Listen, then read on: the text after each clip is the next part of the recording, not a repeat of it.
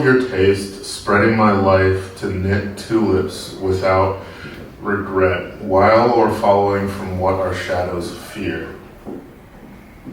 Elbows to irises to urges, as you show your work. See, my handwriting is technical. Upon my soft collateral, you may freely use for art, given the other deeds our ancestors have heard. Anthologized by commandment broken and nicked craft drawled from a warm mouth, urging on punishment for stepping from a deck of cards toward your lap, seeking irrigation of my good earth. Here's hoping your evil is strong enough to quench my blindly faithful soil, each occasion coarsely as though breaking a virgin with 9 clouds worth of time, crying, oh my God. I'm also left-handed and a Cancer, so... Yeah, same for both. Yeah, the fact that I'm reading my own handwriting is part of the fact. Like, I'm going to cry eventually. That's actually the bit, not the poetry, is I'm going to cry on the pages and then just hand that to someone and walk out into the ether. I'll follow you and convince you to come back so we'll do it. Right. No, Cancer's down to 0. Can this go up? Or, wait, no. In fact, people hope cancers go away. Hopefully, okay, good. Sorry, it's, public speaking is still new to me after 40 years or something. Coarsely, as though breaking a virgin with 9 clouds worth of time, crying, like, I wrote this, I have no one else to blame, and heaven's previously unknown calamitous experimental masochism tango, sieving knowledge of you from these delusional beats of my heart during its yoke to your bearings of ghost-given evolution, forced upon the beasts of your burden, beholden to your command of the separation of masculinity as it slides every which way but mine, to fill the gap from them leaving for learning, disparate treasures from the nullification of gender as though love were a race to be resented or won, and instead we are Adam, a mere bite of unholy relief from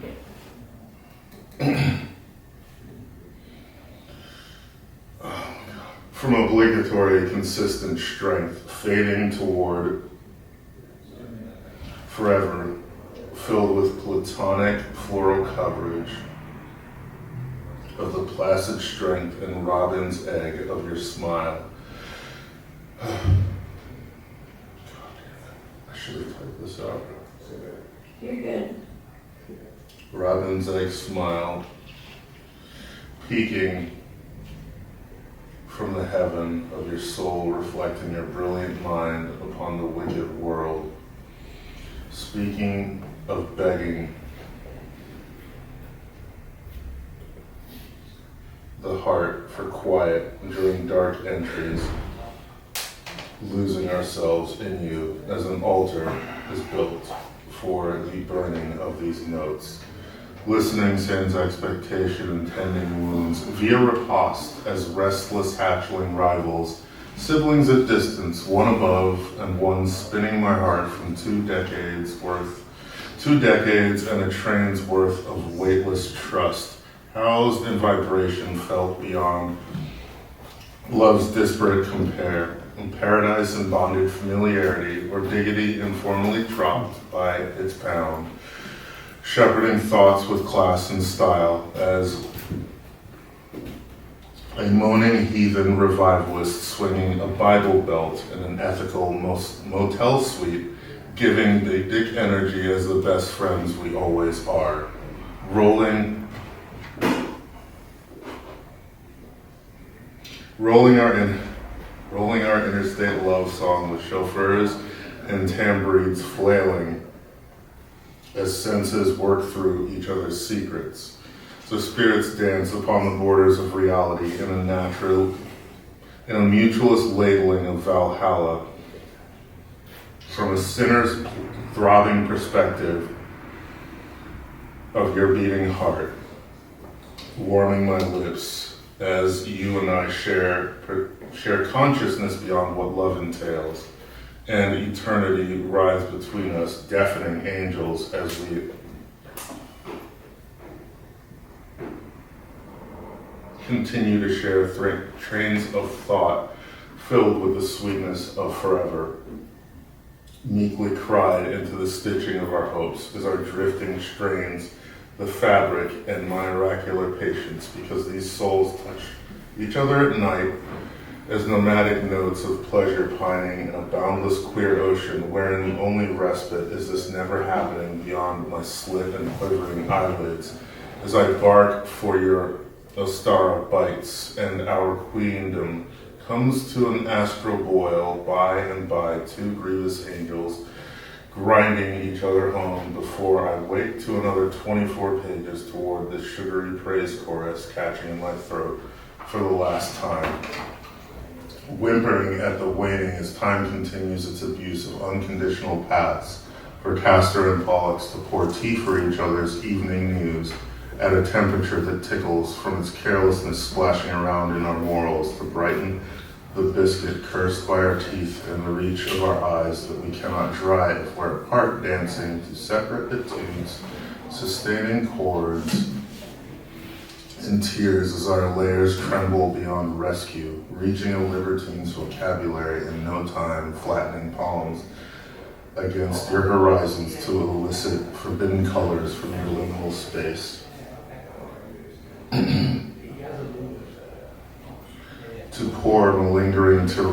To pair malingering terrain with a gibbous luggage of conservationists when asked for honesty on the subcontinent as opposed to the chippy capitalist instincts of Western faiths as we cede my strength to the beacon raining stones from your belfry into the accusatory lining of my bow to experience my truth as we bite of each other what we wish to know. Saith the straight arrow lodging my spiritual Skinner box billeted from orthodoxy. Paint for these.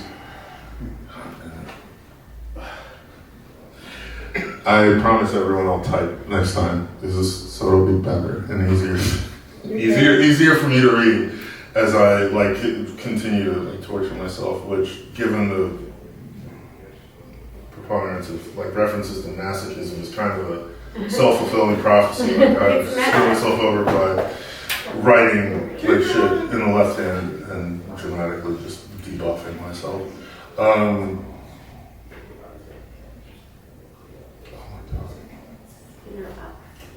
Oh yeah, that's right. Each loping.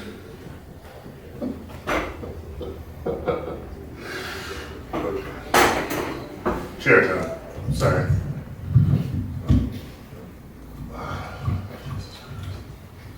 I have to do something weird each time like this. Accusatory lining of my will to experience my truth as we bite of each other what we wish to know. Saith the straight arrow lodging my spirited Skinner box billeted from orthodoxy. Paint for these unsteady embraces can be stolen away from each loping tumble of a miserablest princess, reserving contentment's measure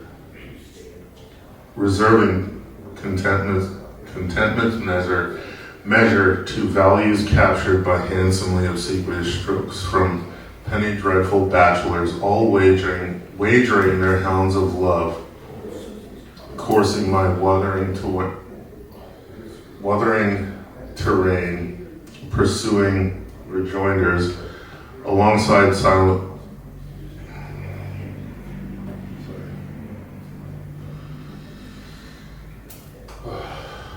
Rejoinders to the post-suffrage realization that masking betrayal with dessert only tracks alongside silent films and the elegiac interstitial prior to their exit music.